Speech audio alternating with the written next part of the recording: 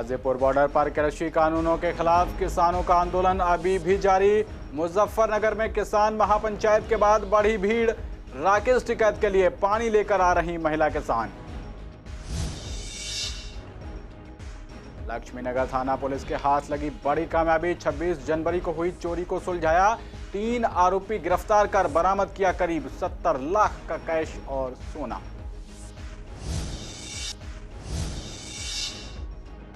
सफाई कर्मचारियों की हड़ताल के चलते कूड़े से पटी पौष इलाकों की सड़कें। सड़कों पर फैला कूड़ा, मंडरा रहे आवारा पशु। बदबू से लोगों को हो रही भारी परेशानी।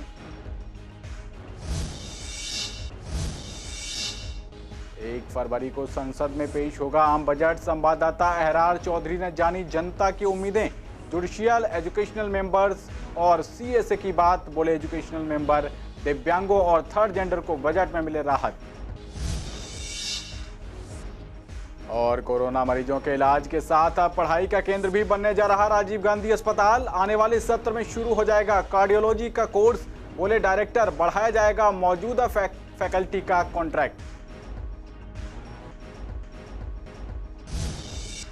नमस्कार, आप देख रहे हैं पूर्वी दिल्ली खास और मैं हूं आपके साथ पवन पांडे। बड़ी खबर के साथ बुलेटिन की शुरुआत करते हैं। गाजीपुर बॉर्डर पर कृषि कानूनों के खिलाफ किसान अभी भी डटकर आंदोलन कर रहे हैं। आपको बता दें कि कल मुजफ्फरनगर में भारतीय किसान यूनियन के नेता नरेश टिकैत की किसान महापंचायत के बाद और भी भारी तादाद में किसान गाजीपुर बॉर्डर पहुंच रहे हैं। गाजीपुर बॉर्डर का जायजा लिया सीसीएन संवाददाता कुणाल शर्मा ने। इस दौरान देखने में आया कि बड़ी संख्या में किसान राकेश टिकैत को समर्थन देने के लिए उमड़ रहे हैं। इसी के साथ ही अलग अलग राज्यों से महिला किसान राकेश टिकैत के लिए पानी लेकर आ रही हैं। इसके साथ ही आंदोलन स्थल पर आज 11 किसान अनशन पर भी बैठे। इस दौरान राकेश टिकैत का कहना है कि वो सरकार से बातचीत करेंगे। इसी के साथ गृह मंत्रालय की ओर से जारी दिशा निर्देश के अनुसार आंदोलन स्थल पर इंटरनेट सेवा को रोक दिया गया है। ये किसान आ रहा है, पहले भी था, पहले भी वार्ता हुई सरकार के साथ, अभी किसान राजी है वार्ता, फिर हो जाएगी वार्ता। हम सरकार से बात कर लेंगे, उसमें बातचीत चल रही है सरकार, करेंगे। नहीं, जो जिन इशू पे धरना रखा है उसी इशू पे, जो कृषि के हमारे इशू है, उस पर सरकार से बात करेंगे। जब तक अनशन खत्म नहीं होगा हम यहीं रहेंगे तब तक। उड़ीसा, केरल, हरियाणा, पंजाब सभी जगह से लोग भाग, सभी का समर्थन मिल रहा है। ये देखकर हमें बहुत खुशी है। 26 तारीख को चले गए थे यहाँ से शाम को, और फिर जो है टिकैत साहब जी का जो इमोशनल हो गए थे, उनको लाइव देख के हम वीडियो देख रहे थे अपने घर पे बैठ के, तो हमसे रहा नहीं गया, तो इसीलिए हम अपना समर्थन आंदोलन में देना है पूरी तरह से। महात्मा गांधी की शहादत को लेके हमारे संयुक्त किसान मोर्चा ने यह निर्णय लिया था कि हम लोग आज उपवास पर बैठेंगे, लीडरशिप उपवास पर बैठेगी और एक देश को संदेश देगी कि देशभक्त किसानों की देशभक्ति पर सवाल मत उठाइए। देखिए, हर बॉर्डर पे 11 लोग तो क्रमिक अनशन पे हर रोज बैठते हैं, लेकिन आज किसान मोर्चा के सभी लीडरशिप, सारे नेता अनशन पे बैठे हुए हैं। बिजली और पानी कौन रोक पाएगा? यह देश के किसानों का देश है हमारा। आप थोड़ी देर के लिए तो रोक सकते हो।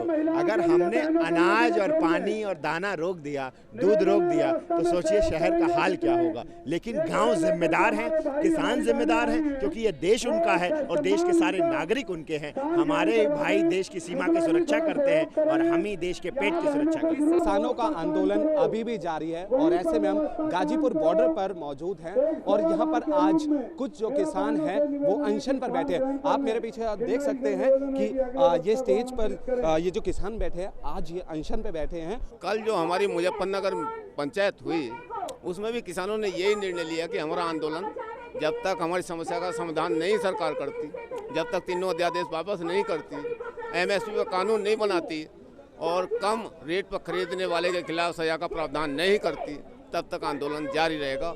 किसान आंदोलन में भरपूर महिलाओं के साथ, पीछे देख लो दलबल के साथ हम पानी शामली से लेकर आए हैं। इस सरकार ने जो हमारे भाइयों की बिजली पानी बंद करने की कोशिश करी, इन्हें ये नहीं पता पूरे देश का भरण पोषण करने वाला किसान आपका जिस दिन पानी बंद करेगा उस दिन आपको ढूंढे से भी पानी नहीं मिलेगा, ये ध्यान कर लेना। इन्होंने ये नहीं सोचा, जब इतनी सारी महिला, इसमें बुजुर्ग भी हैं, अपने बेटे को, अपने भाई को, अपने किसान भाइयों को पानी पिलाने के लिए आई, हमें बैरिकेटर से अंदर नहीं आने दिया, हमारे लिए रास्ता नहीं खोला। ऐसी शासन प्रशासन के हम तौहीन करते हैं। हमें गंद में से निकल कर आना पड़ा उधर से। पानी और मटका सबसे शुद्ध है इस देश की इसकी भी माँ, इन्होंने सभ्यता को भूल गए। अब आप देख रहे हैं तो सच्चा उदाहरण है, जितने इस पे जब हुई धर्म की हानि तब बड़े असुराभिमानी, तब मम्मे धरऊ शरीर हरऊ दुखित मन की, उन लोगों को परेशान किया गया, प्रताड़ित किया गया। उसके बदले आज आप देख रहे हैं कितनी जनता है। अब देख रहे हैं मोदी जी ले रहे इस चीज का जवाब।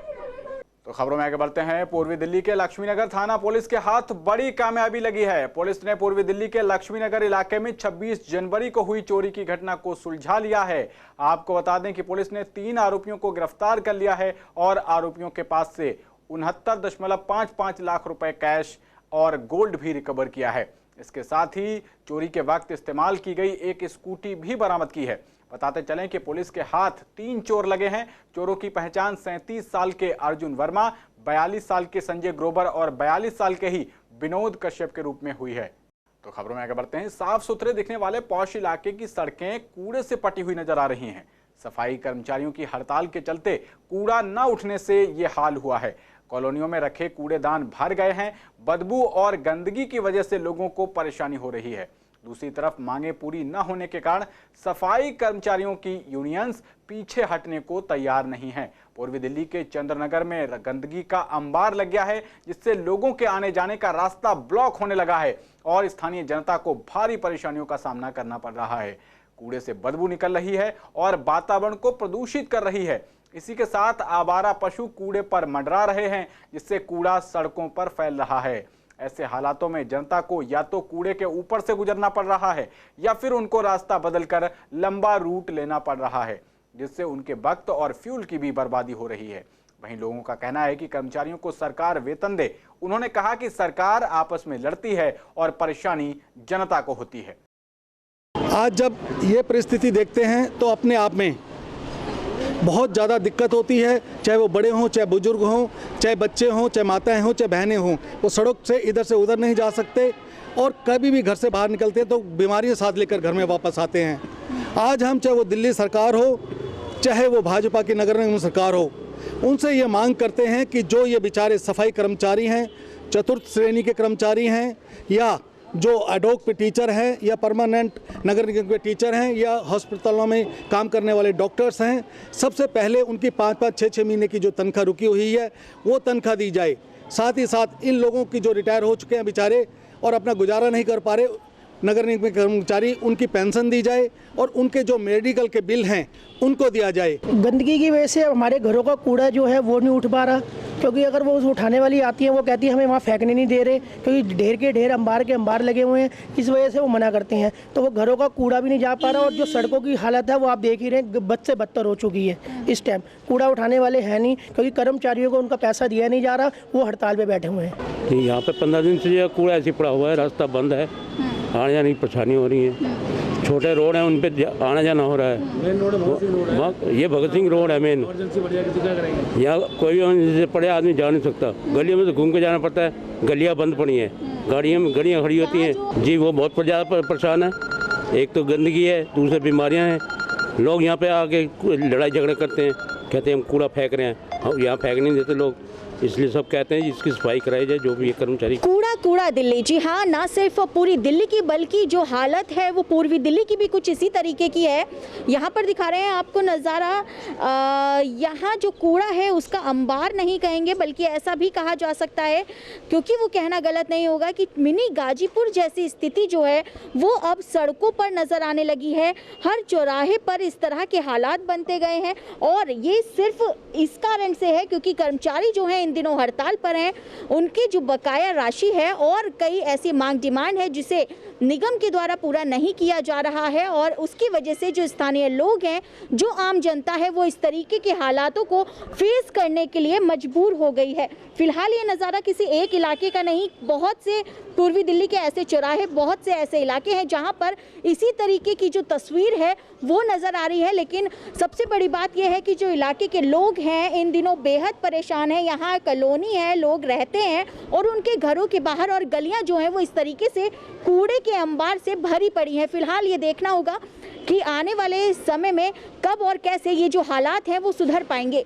कैमरा पर्सन मोहित के साथ मैं वंदना कश्यप कैंत, CCN। 2021-22 का बजट 1 फरवरी को संसद में पेश होने वाला है। ऐसे में पूर्वी दिल्ली की जनता को इस बजट से क्या कुछ उम्मीदें हैं, इसका जायजा लिया CCN संवाददाता अहरार चौधरी ने। जहां पिछले साल का ज्यादातर वक्त लॉकडाउन में गुजरा, तो वहीं जनता का कहना है कि इस बजट से वो काफी उम्मीदें रखते हैं। बजट को लेकर हमने जुडिशियल मेंबर्स और CA से बात की तो उनका कहना था कि बजट में टैक्स को लेकर चेंज किए जाने चाहिए। वहीं एजुकेशनल मेंबर का कहना है कि दिव्यांग और थर्ड जेंडर के लिए भी इस बजट में राहत दी जानी चाहिए। लगाम लगनी चाहिए, उम्मीद भी है हमें, और सरकार को अगर ध्यान दें तो दाल चावल घर की जो हाउस होल्ड आइटम्स है ये बेसिक्स हैं, इसके बगैर ये हर आदमी की ज़रूरत है, तो ये इनके दाम गैस वगैरह के इत्यादि के कम होने चाहिए। मैम, खासकर महिलाओं से टच में रहते हैं बच्चे और उनकी शिक्षा, तो इस बार पूरी शिक्षा बिल्कुल बंद रही थी, स्कूल नहीं खुले थे, तो शिक्षा बजट से क्या कुछ उम्मीदें हैं? शिक्षा बजट में उम्मीद तो हर व्यक्ति लगा ही रहा है सरकार से, बाकी क्योंकि सफ़र सब ने किया है, शिक्षा में बच्चों ने भी सफ़र किया है और गवर्नमेंट को भी काफ़ी हर चीज़ में प्रॉब्लम हुई है, मॉनेटरी सभी का नुकसान हुआ है, तो फिर भी क्योंकि शिक्षा एक बेसिक है वो भी, उसके लिए भी सरकार को ध्यान रखते हुए इस बजट में प्रॉपर प्रोविज़न वगैरह रखना चाहिए। कि दिव्यांग्स और 6 जेंडर ये 2 ऐसी कैटेगरीज़ हैं जिनकी कि अपनी कोई गलती नहीं होती और वो डिप्राइव्ड होते हैं बहुत सारी चीज़ों से, तो उनके लिए सबसे ज़्यादा इस मोदी सरकार को ध्यान देना चाहिए। उसी तरीके से जिस तरीके से उनको एक स्पेशल वर्ड आपने दिव्यांग वर्ड उनको दिया है, उसी तरीके से फाइनेंशियली भी बजट में उनका स्पेशल ध्यान रखना चाहिए। कि सबसे पहले तो जो टैक्स का जो डबल सिस्टम है, एक तरफ कहते हैं कि हम इसको इजी कर रहे हैं, इसको हमको यूनिफॉर्म करना चाहिए।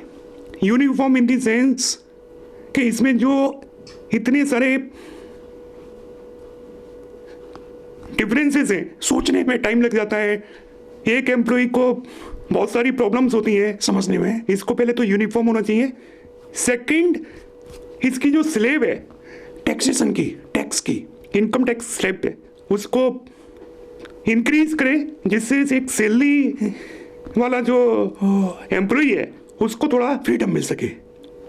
अगर आदमी ज़्यादा कमाएगा तो ज़्यादा खर्च करेगा, जिससे क्या है कि इकोनॉमी में उसकी जो परचेजिंग पावर से जो मनी आती है उसको गवर्नमेंट को उससे बहुत सुविधाएं मिलेंगी वो पूरी इकोनॉमी को इम्प्रूव करने में। सेकंड, मेरा मानना यह है कि जो टैक्स ऑडिट है वो टैक्स ऑडिट में कॉस्ट अकाउंटेंट को भी इंक्लूड करना चाहिए, और ये जो डायरेक्ट टैक्स कोड है इसको थोड़ा सा जल्दी से जल्दी लाके सारे प्रोफेशनल्स को उसमें एक महत्वपूर्ण भूमिका निभाने के लिए आमंत्रित करना चाहिए। तो गवर्नमेंट को कम से कम ये सोचना चाहिए कि इन समस्याओं से ऊपर हट के एक जो मिडिल क्लास वर्ग है उसको मैं कैसे सपोर्ट करूं। दूसरा, जो मेरा मेहनत मजदूरी करके जो आम आदमी अपना पेट पालता है उसको कैसे सपोर्ट करें। खबरों में आगे बढ़ते हैं। राजीव गांधी सुपर स्पेशलिटी अस्पताल कोरोना मरीजों के इलाज के साथ साथ डॉक्टरी की पढ़ाई का केंद्र भी बनने जा रहा है। आगामी सत्र में इसमें पढ़ाई शुरू हो सकती है। अस्पताल के medical director doctor BL Sherwal ने बताया कि वो काफी समय से अस्पताल में एकेडमिक एक्टिविटीज शुरू करना चाहते थे, इसके लिए बात चल रही थी, अब जल्द अस्पताल में इसके लिए इंस्पेक्शन होना है। उन्होंने कहा कि उम्मीद है कि आने वाले सत्र में यहाँ कार्डियोलॉजी का कोर्स शुरू हो जाएगा। डॉक्टर शेरवाल की माने तो इसके लिए वर्तमान में मौजूदा फैकल्टी का कॉन्ट्रैक्ट बढ़ाया जाएगा और नई नियुक्तियां भी की जाएंगी। इसके बाद आने वाले 1-2 साल में अन्य विभागों में भी पोस्ट ग्रेजुएशन के कोर्स भी शुरू किए जा सकते हैं। बहुत दिनों से कोशिश चल रही थी हमारी कि इस इंस्टीट्यूट को टीचिंग इंस्टीट्यूट बनाया जाए।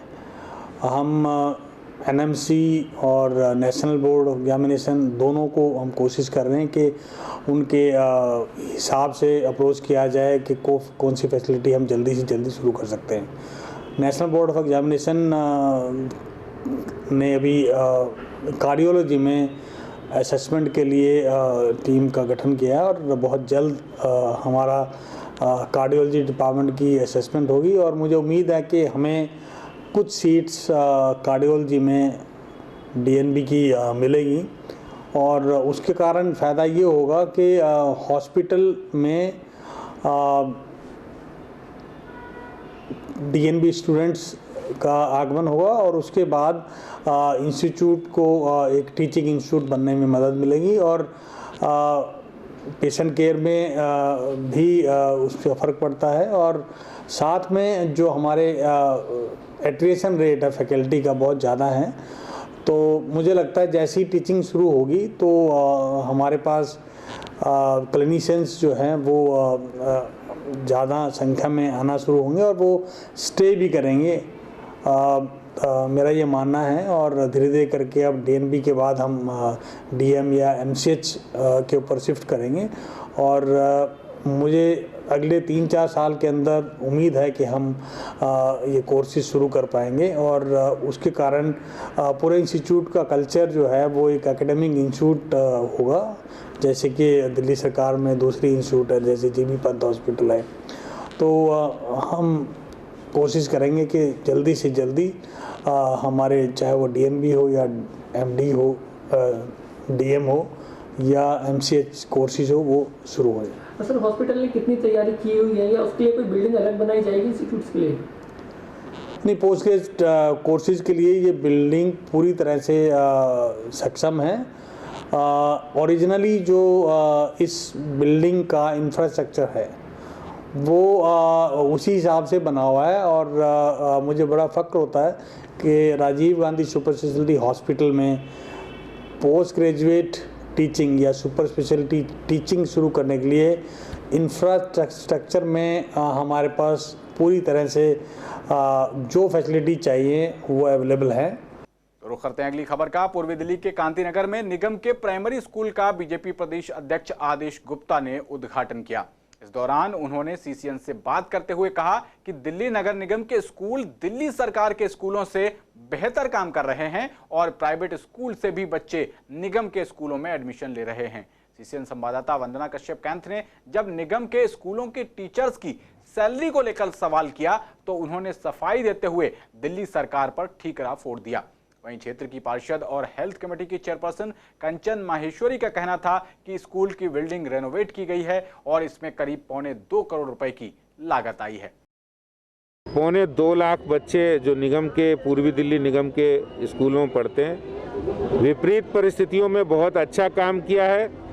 बधाई के पात्र हैं निगम के हमारे जितने भी एजुकेशन कमेटी के चेयरमैन और उनकी पूरी टीम, मेयर और उनकी पूरी टीम, जितने भी निगम के विद्यालय हैं उनमें लगातार पढ़ाई रहे। उन्होंने इसके लिए मेगा पीटीएम भी की, ऑनलाइन वर्चुअल मेगा पीटीएम थी और मिड डे मील बच्चों को नहीं मिल पा रहा था, इसके लिए एक अनूठी योजना घर जाकर उनको मिड डे मील उपलब्ध कराना, उनके मिड डे मील के राशन पैकेट उनको देना।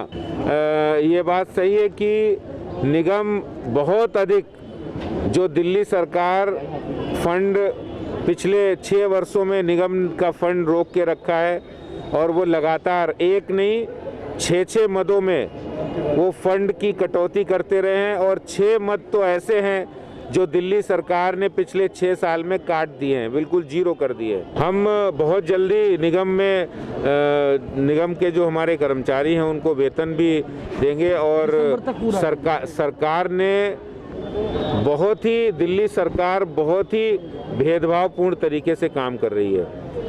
वो निगम के कर्मियों को हड़ताल के लिए उकसा रहे हैं, वो निगम को इसीलिए वेतन नहीं देना चाहते हैं।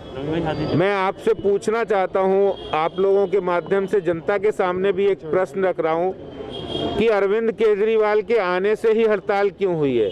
इससे पहले निगमों में हड़तालें नहीं हुआ करती थी। हड़ताल तो पिछले 20 साल से हो रही है और पिछले 6 वर्षों में जब से केजरीवाल साहब आए तब से ये दिल्ली निगम को बदनाम करना चाहते हैं, पंगु बनाना चाहते हैं और पैसे नहीं दे रहे हैं, इसीलिए निगम के कर्मचारियों को निगम वेतन नहीं दे पा रहा है। लेकिन आने वाले समय में हम व्यवस्थाओं को सही करेंगे और दिल्ली सरकार से मांग करते हैं कि दिल्ली सरकार 13,000 करोड़ रुपए उनका वापस करे। देखिए, ये 1.25 करोड़ की लागत से ये स्कूल की फेस लिफ्टिंग का कार्य हुआ है, जिसके अंदर नीचे भी 6 कमरे हैं और इसके साथ साथ 3 स्टोर रूम नीचे हैं और ऊपर भी 3 स्टोर रूम और 6 कमरों का रिनोवेशन हुआ है। टॉयलेट ब्लॉक जितने भी थे वो भी रिनोवेट हुए हैं और आप खुद देख सकते थे किस तरह से निगम अपने काम को सुचारू रूप से कर रहा है। हम सिर्फ बातें करने पे विश्वास नहीं रखते। आपको मैं बताऊं कि जब मैं निगम का चुनाव लड़ रही थी तो मेरा अपनी जनता से वादे थे कि मैं स्कूलों की एजुकेशन पे ध्यान दूंगी, उनकी बिल्डिंग्स जो ख़राब हो गई हैं उनको बनवाने का था और एक ढलाव घर था। तो मैं आपको बता दूं कि ये एक स्कूल तैयार हो चुका है। दूसरा जो स्कूल है वो 1.25 करोड़ की लागत से वो उसका निर्माण कार्य जारी है और तीसरे स्कूल की भी फाइल लगभग लग चुकी है, तो उसका भी फंड आने वाला है। तो इस बुलेटिन में मेरे साथ इतना ही। बाकी खबरों के लिए देखते रहिए CCN। नमस्कार।